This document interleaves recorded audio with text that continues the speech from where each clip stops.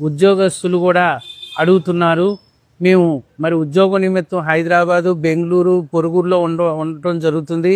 మరి మాకేమైనా ఇబ్బందులు ఉన్నాయా, మాకు ఏమైనా నియమ నిబంధనలు ఉన్నాయా అంటున్నారు.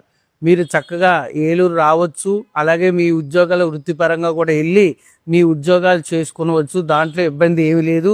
అలా వచ్చినప్పుడు కూడా ఒకసారి అమ్మవారికి వచ్చి దర్శనం చేసుకొని వెళ్ళవలసిందిగా కోరుకుంటున్నాం.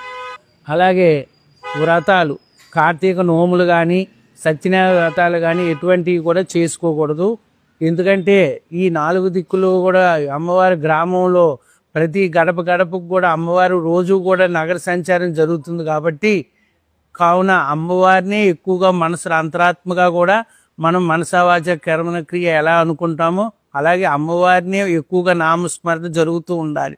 అందుకని ఈ విశేషంగా ఈ గంగానమ్మ జాతరలో మన పూర్వం నుంచి మన పెద్దలు పెట్టిన ఆచారం కాబట్టి అదే విధంగా నడుపుతూ జరుగుతుంది.